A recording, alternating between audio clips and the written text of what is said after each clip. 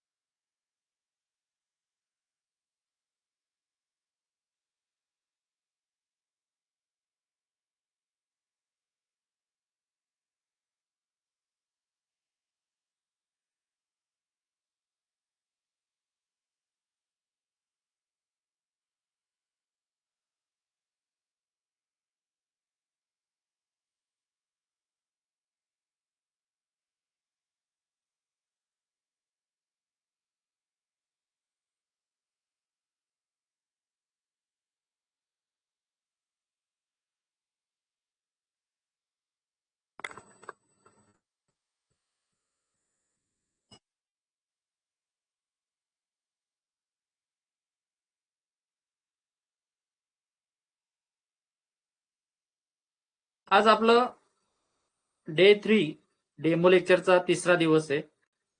2 lecture अगदी छान झालेत आपले. बऱ्याच विद्यार्थ्यांचे फीडबॅक आले, कॉल पण आले मला. त्यानंतर आज आपला सायकोलॉजी महत्वाचा विषय म्हणजे मानसशास्त्र या विषयावर डिस्कस करणार आहोत. जर एकंदरीत हा विषय बघितला तर बऱ्याच जणांना बीएडला सुद्धा थोडा डिफिकल्टी वाटतो. ओके, पण आपल्याला त्याला सोडून चालणार नाही किंवा त्याच्याकडे दुर्लक्ष करून चालणार नाही. या दृष्टीने आपल्याला त्याच्याकडे बघणं खूप गरजेचं आहे. कारण येणाऱ्या काळामध्ये आपल्याला टीईटी परीक्षा क्रॅक करण्यासाठी हा विषय सुद्धा खूप महत्वाचा असेल. ही एक गोष्ट तुम्ही आवर्जून लक्षात घ्या.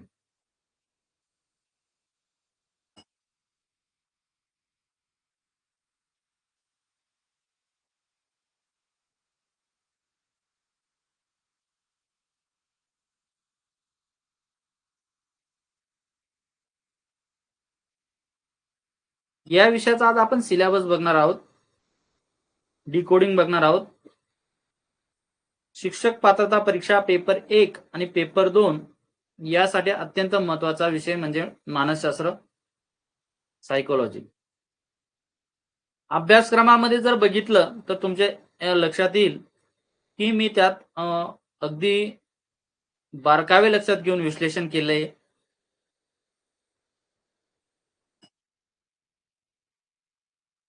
त्यात आपल्याला पेपर 1 30 गुणांसाठी मानसशास्त्र विचारलं जाईल आणि पेपर 2 ला सुद्धा 30 गुणांसाठी आपल्याला मानसशास्त्रावर प्रश्न विचारले जातील. ही गोष्ट इथं लक्षात ठेवा. पेपर 1 30 गुण, पेपर 2 30 गुण. ओके, जर आपण पहिला टॉपिक बघितला, चॅप्टर बघितलं तर मानसशास्त्राचे स्वरूप व व्याप्ती. यात महत्वाच्या जे व्याख्या आहेत मानसशास्त्राच्या, त्यांचे शास्त्रज्ञ आहेत, जनक आहेत. वेगवेगळ्या प्राण्यांवर वेगवेगळे शास्त्रज्ञांनी प्रयोग केलेत. स्किनर असेल, पेवला असेल, थॉर्नडाईक असेल. आणि मानसशास्त्राच्या विविध शाखा आणि त्या शाखांमध्ये असणाऱ्या त्यांच्या व्याख्या, हा सुद्धा एक महत्वाचा पॉइंट आपल्याला इथं बघायचा असतो. शिक्षण प्रक्रियेचे वैशिष्ट्ये की विद्यार्थी घडवत असताना आपण आपल्या दैनंदिन जीवनामध्ये जे एक चांगलं कार्य करत आहोत, तेव्हा मुलांवर चांगले आणि वाईट काय यातला फरक जो समजून सांगणारा शिक्षक असतो तो म्हणजे मानसशास्त्राचा भाग म्हणून एक मानसशास्त्राचा चांगला शिक्षक असतो. भविष्यात तुम्हाला जिल्हा परिषद असेल, अनुदानित संस्था असतील, नगरपालिका असतील, महानगरपालिका असतील, कुठल्याही शाळेवर तुम्हाला जॉब करत असताना की विद्यार्थी कसा घडवला जावा, त्याचं मानसशास्त्र कसं जाणून घ्यावं, या सर्व बाबतीमध्ये महत्वाचा टॉपिक म्हणजे आपल्याला शिक्षण प्रक्रिया, अध्ययन, अध्यापन, विद्यार्थी, शिक्षक या 4 गोष्टींमध्ये फिरणारा विषय किंवा शिक्षणशास्त्र हे फिरत असतं. एक सर्कल आहे. ओके, त्यात महत्वाचे घटक म्हणजे विद्यार्थी, त्यानंतर त्यांना घडवणारा शिक्षक, यांच्यात होणारी प्रक्रिया, अध्ययन करणारा विद्यार्थी आणि अध्यापन करणारा शिक्षक, या महत्वाच्या बाबी आपल्याला इथे लक्षात घेण्यासारख्या आहेत. मग नंतर मानसशास्त्राच्या वर्तनाच्या अभ्यासाच्या काही पद्धती आपण अभ्यासणार आहोत. त्यात निरीक्षण असेल, प्रायोगिक असेल, जीवन वृत्तांत असेल. यांच्यात ज्यांनी डेमो बॅच घेतली त्यांना तर लक्षात आलं असेल की हे सर्व लेक्चर आपण किती छान आणि व्यवस्थित घेतलेले आहेत. नंबर ऑफ लेक्चर सुद्धा खूप आहेत मराठी आणि मानसशास्त्र विषयाचे. ज्यांनी रेकॉर्ड बॅच घेतली त्यांना लक्षात आलं असेल. पण तुमच्यापैकी ज्यांनी रेकॉर्ड बॅच घेतली नाही किंवा तुम्ही रेकॉर्ड बॅच घेऊ इच्छितात तर तुमच्यासाठी महत्वाचा विषय की याचे सर्व लेक्चर असलेले डिटेल्स मध्ये तुम्हाला बघायला आपल्या ऍपवर मिळतील. अजून एक आपलं दुसरं ऍप आहे ज्याच्यावर ऍक्सेस आहे, तिकडे आपण ती लेक्चर तुम्हाला बघायला मिळते. ओके. त्यानंतर प्रकरण 2 चॅप्टर नंबर 2 अध्ययन प्रक्रिया स्वरूप व उपपत्ती हा पार्ट असेल. यामध्ये व्याख्या असतील अध्ययन अध्यापनाच्या, शिक्षण व अध्ययन याच्यातील नेमका फरक काय. त्यानंतर अध्ययन प्रक्रियेचे ठळक वैशिष्ट्ये कुठले कुठले आहेत, अध्ययन वक्र यांचं शैक्षणिक महत्व काय, अध्ययन करत असताना विद्यार्थ्याला येणारी पठारावस्था काय व त्याची कारणे शिक्षकाला शोधणे गरजेचे आहेत, आणि त्या आलेल्या पठारावस्थेमध्ये त्यांना योग्य ते मार्गदर्शन करून त्या पठारावस्थेतून बाहेर काढून व परत त्यांच्या यशापर्यंत घेऊन जाणे. ओके. तो अध्ययनाचा जो वक्र आहे तो इथं आपल्याला जाणवेल. जेव्हा विद्यार्थी अभ्यास सुरुवात करतो तेव्हा त्या आलेखानुसार विद्यार्थी हा तळाला असतो.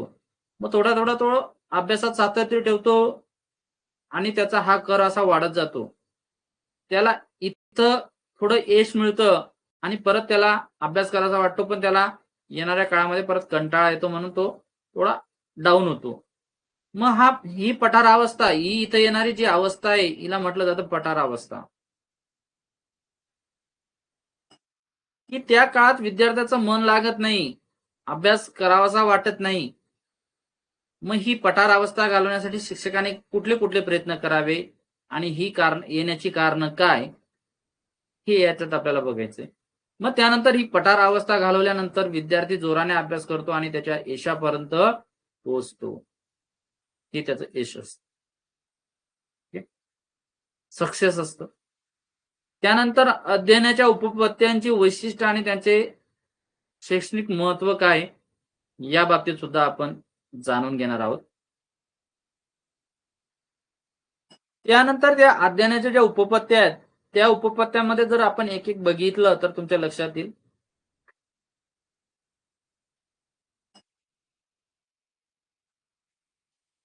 मोस्ट म्हणजे साहचर्यवादी उपपत्ती ही थॉर्नडाईक, पॅवला आणि स्किनर यांच्या बाबतीत आहे. थॉर्नडाईक या शास्त्रज्ञाने प्रयत्नप्रमाद ही उपपत्ती मांडली. पॅवला यांनी अभिजात अभिसंधान उपपत्ती मांडली.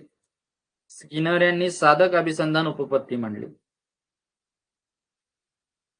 ज्ञानात्मक अध्ययन उपपत्ती कुटलेविन यांनी मांडली.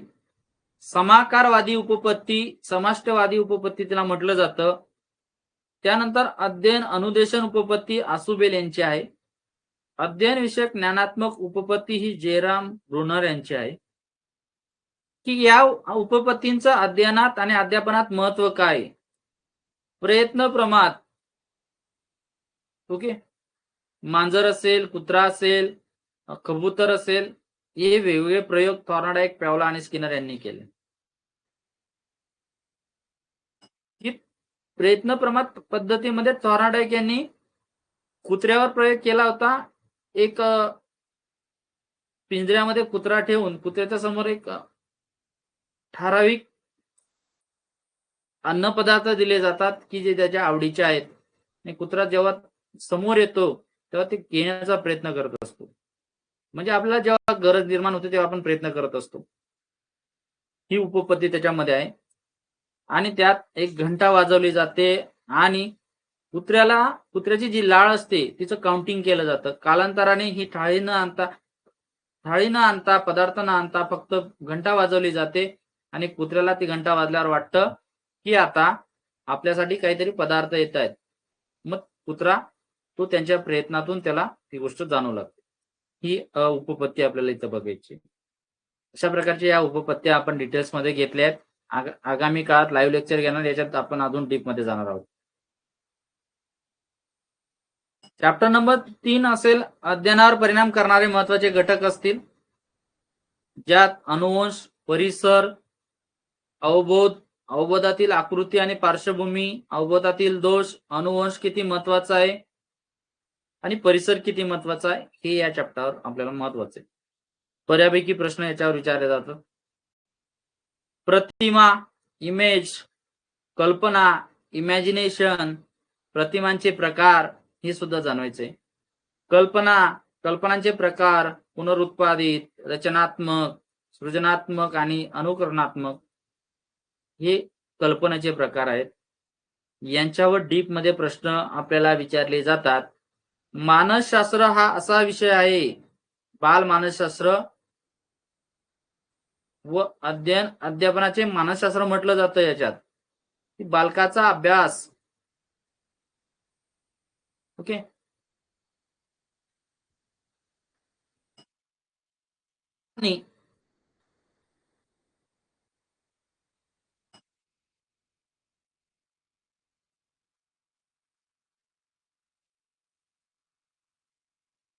व बाल मानसशास्त्र, बालकाचा अभ्यास या बाल मानसशास्त्रामध्ये केलं जातं.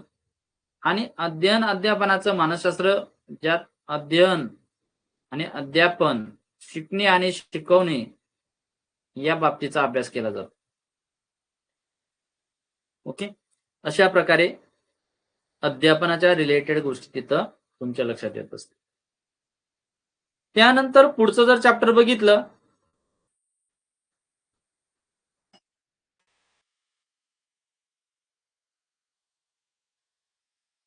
पुढचा टॉपिक बघितला या चॅप्टर मधला, तर विचार प्रक्रिया. आणि ही विचार प्रक्रिया आपल्याला किती अडथळे आणते हे आपण सुद्धा जाणतो.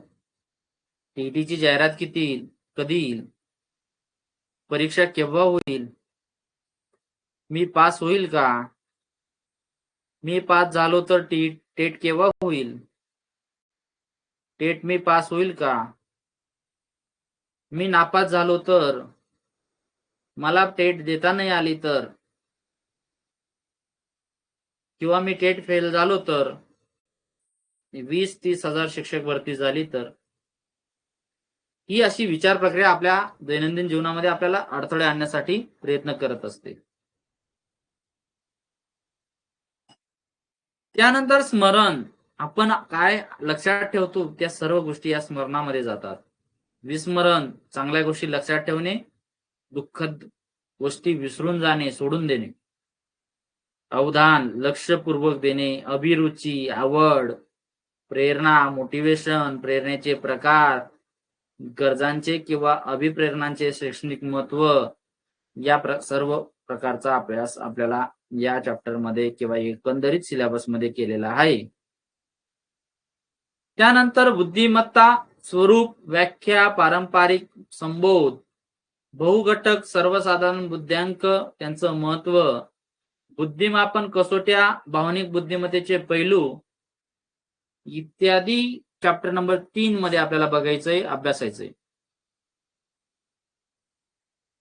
त्यानंतर चॅप्टर नंबर 4 अत्यंत महत्वाचा आहे की अध्ययनाचे संक्रमण. एखादी गोष्ट आपण करतो पण ती आपल्या बाबतीत किती चांगली आणि किती वाईट आहे हे अध्ययनाच्या संक्रमणामध्ये होतं. ज्या प्रकारचे कोविडचं संक्रमण होतं, एकाची लागण दुसऱ्याला होत गेली, तसं हे अध्यापनाचं संक्रमण होतं की एखाद्या विषयाचा अभ्यास, एका विषयाला केलेला अभ्यास तो दुसऱ्या विषयामध्ये किती अनुकूल आहे किंवा प्रतिकूल आहे. जसं की गणित विषयामध्ये केलेला गणिती आकडेमोड असेल किंवा कॅल्क्युलेशन असेल, तर तेच तुम्हाला विज्ञानामध्ये सुद्धा उपयोगाचं येत असेल तर त्याला आपण काय म्हणतो, धन संक्रमण. ओके, त्याला आपण म्हणणार धन संक्रमण. पण मराठी विषयाचा केलेला अभ्यास आपल्याला गणितात कामात येत नाही किंवा गणितात केलेला अभ्यास आपल्याला मराठीत कामात येत नाही. पण मराठी व्याकरणामध्ये गणितात केलेला अभ्यास आपल्याला बऱ्यापैकी कामात येतो. मग जिथे जिथे कामात येतो त्याला म्हणायचं धन संक्रमण, जिथं कामाला येत नाही तिथं म्हणायचं ऋण संक्रमण, त्याला म्हणायचं ऋण संक्रमण. तसं अध्ययन संक्रमणाचे स्वरूप, व्याख्या आणि त्यांच्या उपपत्त्या आहेत, त्यांचे प्रकार आहेत. धन संक्रमण, ऋण संक्रमण, तसेच शून्य संक्रमण. ओके. जसे की टायपिंग करणे, टायपिंग करणे जर आपण शिकलो तर त्याचा आपल्याला सायकल चालवण्यासाठी काय उपयोग होणार आहे का? सायकल चालवण्यासाठी काय उपयोग होणार आहे का? नाही. शून्य संक्रमण होतंय. काय होतं? शून्य संक्रमण. ते संक्रमणाचे सुद्धा प्रकार आहेत. त्यानंतर या शक्तिवादी उपपत्ती असेल, समान घटक असेल, विभागीय संक्रमण असेल, सामान्यीकरण असेल, बॅगले यांची उपपत्ती असेल, या सर्व उपपत्त्यांचा अभ्यास त्याच्यामध्ये आपल्याला मानसशास्त्रामध्ये करायचा असतो. जर एकंदरीत सीटीटी परीक्षा बघितली त्याच्यापेक्षा थोडा वास्ट आणि डीप मध्ये सिलेबसला आपल्याला जावं लागतं. 5वं चॅप्टर असेल अध्ययन व बालकाचा विकास.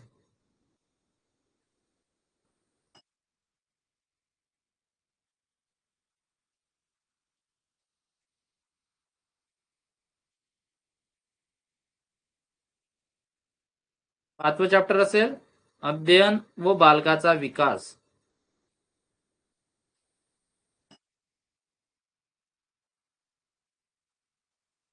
यात जर बघितलं तर अध्ययन व बालकाचा विकासामध्ये बालकाच्या विकासाच्या अवस्था, विकासाचे टप्पे, बाल जन्माला आल्यापासून तर त्याचा मृत्यू होईपर्यंत, म्हणजे एक चांगला सुजाण नागरिक घडेपर्यंत किंवा शेवटच्या टप्प्यापर्यंत त्याच्यात होणाऱ्या विकासाच्या अवस्था किंवा एकंदरीत त्यांचे काळ 0 तर 6 वर्ष असेल, म्हणजे जन्मापासून जर पकडलं तर साधारण तो आठवड्यामध्ये कालावधी पकडला जातो. या एक आलेखाच्या सहाय्याने आपण बालकाच्या त्या विकासाच्या टप्पे आपण जाणून घेणार आहोत. मग त्या अवस्थांमध्ये शिशुअवस्था असेल, बाल्य असेल, किशोर असेल, कुमार असेल, मग या सर्व अवस्थांचे मानसिक, भावनिक, शारीरिक कौशल्यांचा विकास आणि त्यांचं शैक्षणिक महत्व हे आपल्याला बाल मानसशास्त्रामध्ये बघायचं. अत्यंत मोठं चॅप्टर आहे, पण बऱ्या वेटेजला म्हणजे खूप वेटेजला इथं प्रश्न विचारले जातात. किमान 4-5 गुण तुम्हाला इथं विचारले जातात. त्यानंतर अध्यापन प्रक्रिया, स्वरूप, वैशिष्ट्य, अध्यापनाचे पद्धतीचे प्रकार, व्याख्यान पद्धत, कथन पद्धत, चर्चा पद्धत, स्वयं अध्ययन पद्धत, पर्यवेक्षित अभ्यास, अध्यापनाची प्रतिमाने, या सर्वांचा आपल्याला चॅप्टर नंबर 6 मध्ये अभ्यास करायचा असतो. त्यानंतर सर्वात महत्वाचं म्हणजे शिक्षकाचे व्यक्तिमत्व कसे असावे, शिक्षकाचे गुण कसे असावेत, व्यक्तिमत्व कसे असावे, या बाबतीत आपल्याला अध्यापकाचे व्यक्तिमत्व किंवा शिक्षकाचे व्यक्तिमत्व याच्यावर सुद्धा 1-2 प्रश्न येऊ शकतात. ऍडिशनल सिलेबस आहे, मी ऍड केलेला आहे. जसं सीटीला विचारला जातो तसं इथं इतर आणि विशेष गरजा असणारे जे काही बालक आहेत त्यांच्या बाबतीत मतिमंद असतील, गतिमंद असतील, वाचादोष असतील, या सर्व विशेष गरजा असणाऱ्या बालकांचा अभ्यास इथं आपल्याला बघायचा असतो. विशेष शिक्षणाची आवश्यकता, विशेष शिक्षण कोणाला द्यावं लागतं आणि कशा प्रकारचं विशेष शिक्षण असतं हे सुद्धा इथं आपल्याला बघणं गरजेचं आहे. या विशेष शिक्षणामध्ये विशेष गरजा असणाऱ्या बालकांचे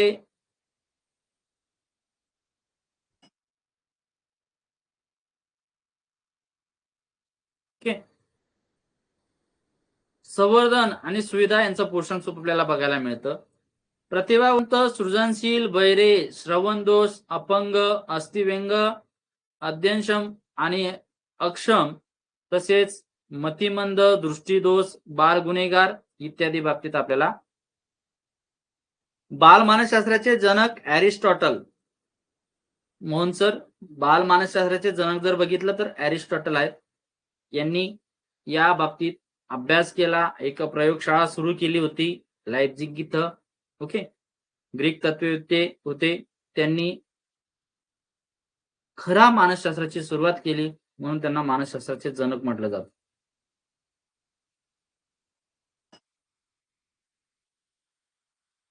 या प्रकारचा अभ्यास तुम्हाला अभ्यासायचा आहे. जर रेफरन्स बुक बघितलं तर तुम्हाला ज्यांचा पेपर 2 आहे त्यांनी ऍडिशनल के सागरचं बुक्स बघायचंय. त्यानंतर पेपर 1 ला त्यांनी फडकेचं बुक्स बघायचंय. पेपर 2 साठी most of the K Sagar use करणं गरजेचं आहे. थोडा डिफिकल्टीज पेपरला विचारले जातात. इकडं पेपर 1 साठी सफिशियंट आहे फडके प्रकाशनाचं पुस्तक. मानसशास्त्राचे संदर्भ अध्ययनाचे वेगवेगळे पुस्तकं तुम्हाला मार्केटमध्ये अवेलेबल असतात. ओके. एकंदरीत हा सिलेबस तुम्हाला मानसशास्त्राच्या बाबतीत बघायला मिळेल. ओके. जर या पद्धतीने तुम्ही टॉपिक वाईज मानसशास्त्र केलं रेकॉर्ड बॅच मध्ये तुम्हाला परिपूर्ण मिळून जातं. तिथून तुम्ही करू शकता. ज्यांनी रेकॉर्ड बॅच परचेस केली नसेल ते करू शकतात. ज्यांना लाईव्ह बॅच करायची, ज्यांनी रेकॉर्ड बॅच पण घेतली त्यांना वाटतं लाईव्ह बॅच करायची, ऍडिशनल लेक्चर आपले होणार आहेत त्याच्यामध्ये, अजून काही भाग राहिला असेल तर आपण मध्ये त्याच्यामध्ये करणार आहोत. ओके. आशा करतो की सर्वांना हा जो सिलेबस आहे तो सिलेबस व्यवस्थित समजला असेल.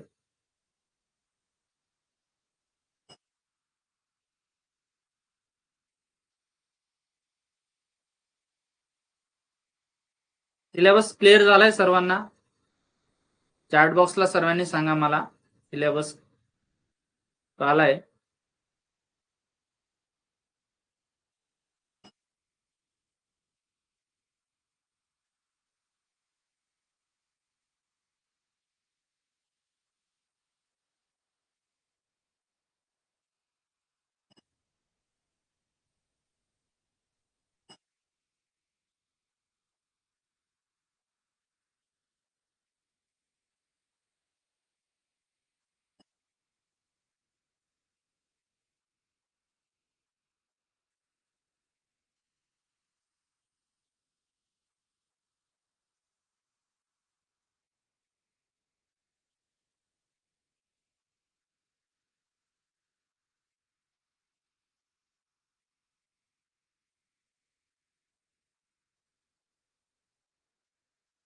बघा आपण जर चॅप्टर नंबर फर्स्ट मध्ये थोडा शिरकाव केला तर थोडक्यात आपण त्याच्यात समजून घेऊया.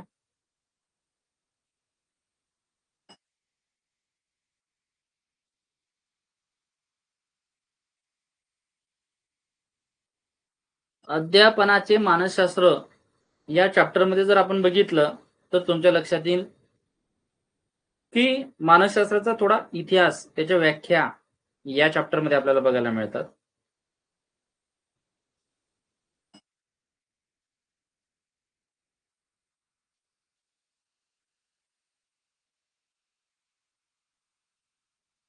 जर मानसशास्त्राचं एक ढोबळमानाने व्याख्या आपण बघितली तर तुमच्या लक्षात येईल की मानसशास्त्र म्हणजे काय. तर मनाचा वस्तुनिष्ठ व पद्धतशीरपणे जो एक अभ्यास केला जातो, वस्तुनिष्ठ व पद्धतशीरपणे जो अभ्यास केला जातो त्या अभ्यासाला मानसशास्त्र असं म्हटलं जातं. अशी एकमेव गोष्ट असेल की मन, की हे मन कंट्रोल करणं, त्या मनातल्या गोष्टी जाणून घेणं, यासाठी त्या आणि वस्तुनिष्ठ म्हणजे परफेक्शन आणणं आणि त्या पद्धतशीर करून घेणं, या सर्वांचा अभ्यास ज्या शाखेत केला जातो, ज्या शास्त्रात केला जातो त्याला आपण म्हणणार मानसशास्त्र. जे 21वे शतक होते मानसशास्त्राचे, ते 21वे शतक मानसशास्त्राचे शतक म्हणून ओळखले जाते. ही गोष्ट लक्षात ठेवा. एक साधा प्रश्न विचारला जाऊ शकतो. फॉर एक्झाम्पल, मानसशास्त्राचे शतक कोणते, असा एक प्रश्न विचारला जाऊ शकतो. इझी. वर्ष दिलं जाईल 2, 20वे, 19वे, 18वे, पर्याय क्रमांक 4 असेल 21वी. या पद्धतीने प्रश्न आपल्याला विचारले जाऊ शकतात.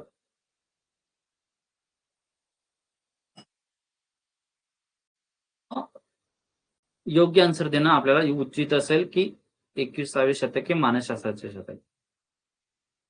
त्यानंतर मानसशास्त्राच्या अभ्यासाची सुरुवात खरी कोणापासून झाली तर ते अरिस्टॉटल पासून यांच्यापासून झाली. म्हणजे इसवी सन पूर्व 385 ते 325 पासून मानसशास्त्राची अभ्यासाची सुरुवात ही अरिस्टॉटल यांनी केली. मानसशास्त्राचे जनक अरिस्टॉटल आहेत. ग्रीकचे तत्ववेत्ते होते, जे मी आता सांगितलं. मोहन सरांनी आपल्याला विचारलं होतं. डी ॲनिमा हा नावाचा त्यांचा ग्रंथ होता. अरिस्टॉटल हे आत्म्याचे शास्त्र ते मानसशास्त्र अशी व्याख्या त्यांनी केली होती.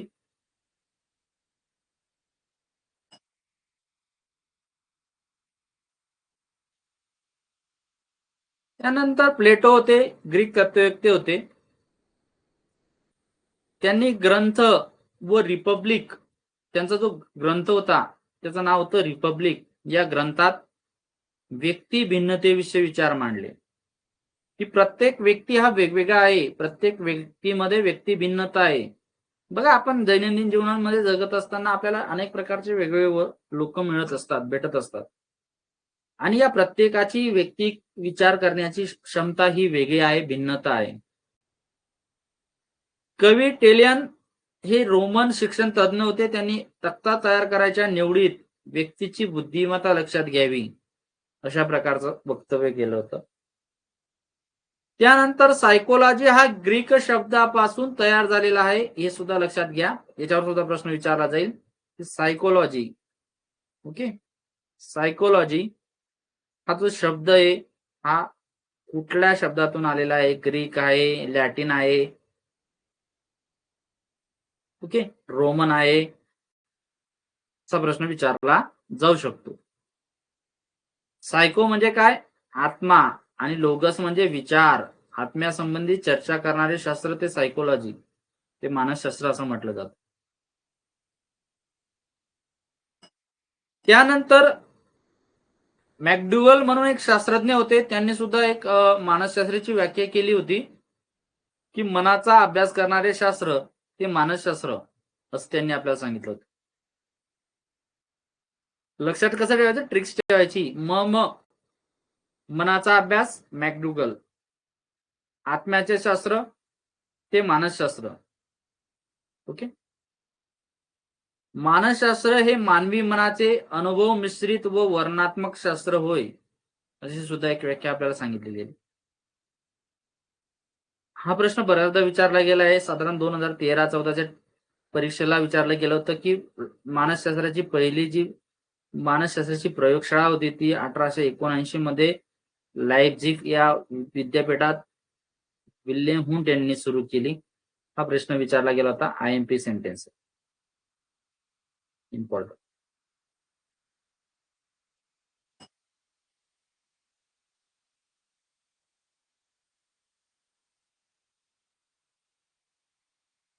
शास्त्रज्ञ होते फ्राइड. फ्राइड यांनी काय सांगितलं होतं मानसशास्त्राच्या बाबतीत? मानसशास्त्र हे बोधात्मक. बोध म्हणजे काय? एखादी गोष्ट जाणून घेणे. आपण होतो ना, बोध होणे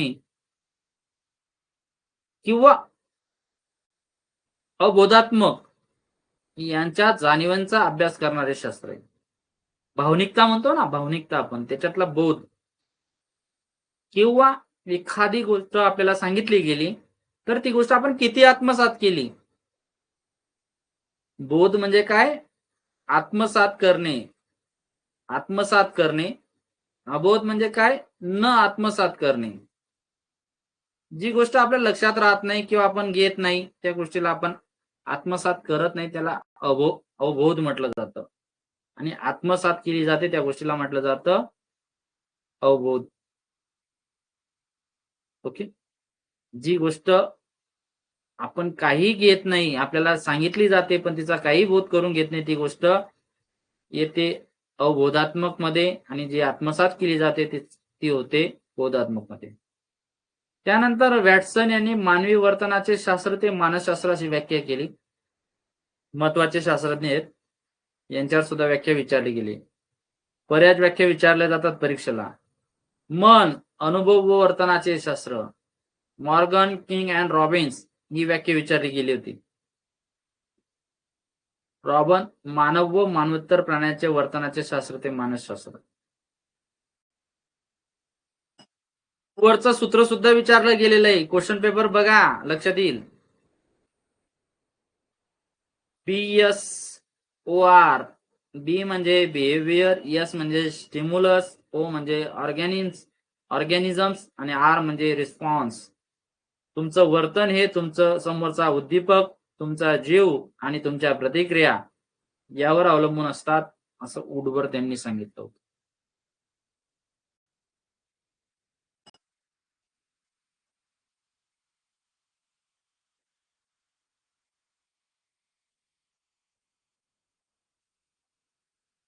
मानसशास्त्राच्या महत्वाच्या विविध शाखा आहेत, त्यांचा अभ्यास आपल्याला करायचा आहे. मानसशास्त्रीय मानसशास्त्र, तुलनात्मक मानसशास्त्र, सामाजिक मानसशास्त्र, बाल मानसशास्त्र, शैक्षणिक मानसशास्त्र असेल.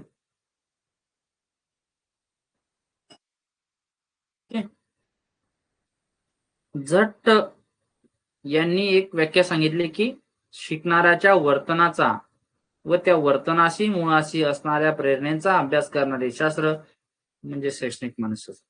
विचारले जाईल व्याख्या, विचारले जाऊ शकते. त्यानंतर मानसशास्त्राचे जनक लक्षात आले असेल तुम्हाला. आता शैक्षणिक मानसशास्त्राचे जनक वेगळे आहेत, लक्षात ठेवा. Astrology, IMP. शैक्षणिक मानसशास्त्राचे जनक एस्ट्रॉलॉजी हे आहेत. गुंथी अँड पावर्स यांनी सुद्धा मानसशास्त्राची व्याख्या केली. कुठल्या मानसशास्त्राची? शैक्षणिक मानसशास्त्र. जे शास्त्र मान्यता पावलेल्या मानसशास्त्रीय तत्वांचा, जे शास्त्र मान्यता पावलेल्या मानसशास्त्रीय तत्वांचा उपयोग शैक्षणिक समस्यांचा उलगडा करण्यासाठी करतं, त्याला म्हणायचं शैक्षणिक मानसशास्त्र. मान्यता पावलं, ज्याला आपण अप्रुव्हल करतो, त्या मानसशास्त्रीय तत्वांचा उपयोग शिक्षणाशी असणाऱ्या समस्या सोडवण्यासाठी म्हणजे उलगडण्यासाठी केला जातो, तेव्हा त्याला म्हणायचं शैक्षणिक मानसशास्त्र. आणि अध्ययन आणि अध्यापन या प्रक्रियेशी मानसशास्त्राचा कसा संबंध आहे तो आपल्याला या पद्धतीने दिलेला आहे. एज्युकेअर, एज्युकेशन, लीड, ई म्हणजे काय, डुको म्हणजे काय, या सर्व गोष्टी इथं आपल्याला बघायला मिळतात. सर्व गोष्टींची लेक्चर ऑलरेडी तुम्हाला ज्यांनी रेकॉर्ड बॅच घेतली त्यांना मिळाले असतील. ज्यांना घेणं अपेक्षित आहे ते घेऊ शकतात. ऑफर चालू होती. ऑफर मध्ये जी रेग्युलर फीज होती ती आपण वाढवली नाही, थोडी इन्क्रीज केली, कारण ऍक्च्युली माझ्या बजेटनुसार मी काहीच अगदी कमी शुल्क तुमच्याकडनं घेतोय. जर तुम्ही बघितलं डेमो लेक्चर, आपण टेट साठी सुद्धा डेमो लेक्चर चालू करतोय. बुद्धिमत्ता चाचणी अगदी 2 रुपयात कोण देईल तुम्हाला? कोणी देणार नाही.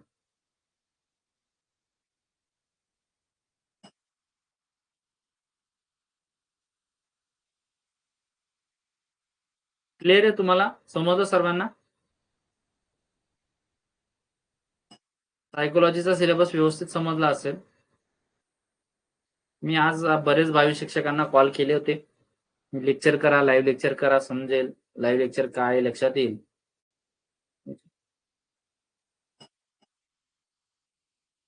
बाकीच्यांनी केले, जे आले ते आले. बाकी रेकॉर्ड लेक्चर करता, जशा सोयीनुसार तुमचा अभ्यास होईल, पण तुमच्यासाठी गुड अँड वेल राहील, चांगलं राहील. लाईव्ह बॅच सुरू करतोय आपण.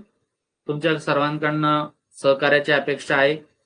तुमच्या रेफरन्सने जेवढे लोक तुम्हाला लाईव्ह बॅचला आणता येतील तेवढी बॅच लवकर स्टार्ट होईल. एक्सपेक्टेड तारीख मी 10 ठेवली. बघूया आता काय. आजचं मानसशास्त्राचं डिकोडिंग तुम्हाला समजलं असेल. पहिल्या चॅप्टर मधले आपण बरेच शास्त्रज्ञांच्या बाबतीत त्यांच्या व्याख्या सुद्धा जाणून घेतल्या, ते आपण क्लिअर झाले असतील.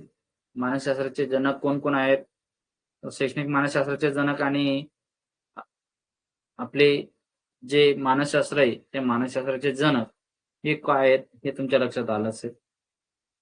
येणाऱ्या काळामध्ये लाईव्ह बॅच स्टार्ट होईल. आपल्याकडे वेळ कमी असेल किंवा जास्त असेल आपल्याकडे माहीत नाही, पण फास्ट ट्रॅक बॅच आपण चालू करतोय. 2 महिन्यात आपण महत्वाचे सर्व टॉपिक आपण रिलेटेड सर्व कंप्लीट करणार आहोत. डेमो लेक्चरच्या माध्यमातून तुमच्या लक्षात आलंच असेल, पण रेकॉर्डेड बॅच जर घेतली तर तेव्हा खूप वेळ मिळाला होता, त्याच्यातून तुमचा फायदा जास्त होईल. आणि फास्ट ट्रॅक बॅच केल्याने अपडेशन, नवीन, लाईव्ह आणि तुमच्या अभ्यासात कंटिन्युटी ठेवण्यासाठी हे लाईव्ह लेक्चर महत्वाचे असतील. रेकॉर्ड लेक्चर वाटतं आज करावं, पुढच्या आठवड्याने 1 दिवसांनी करावं, पण हे लाईव्ह लेक्चर करत असताना जर तुम्ही माझं कंटिन्यू मार्गदर्शन आणि मोटिवेशनल हा पार्ट सुद्धा तुमच्यासाठी खूप महत्वाचा असेल. तुमची जी अभ्यास करण्याची क्षमता आहे किंवा तुमची जी रेग्युलरिटी ती वाढत राहील आणि तुम्ही अटॅचमेंट मध्ये राहून परीक्षा सहज क्रॅक करणार. मी तुम्हाला महाराष्ट्रातील कुठल्याही व्यावसायिक अकॅडमीकडनं जेवढं काही दिलं जाणार नाही त्याच्यापेक्षा खूप जास्त एक माझ्या अनुभवातून तुम्हाला देणार आहे. याचा तुम्हाला निश्चित येणाऱ्या काळामध्ये फायदा होईल. आशा करूया तुम्ही सर्वजण पास होऊन 22 शिक्षक व्हाल. माझ्या तुम्हाला शुभेच्छा असतील. उद्या परत भेटूया पुढच्या विषयाकडे. ओके. उद्या आपण पेपर 2 आणि पेपर 1 एकंदरीत आपण सायन्स आणि मॅथ्स या विषयांचं डिकोडिंग समजून घेऊया. सर्वांनी वेळेवर लाईव्ह या. धन्यवाद. थांबूया.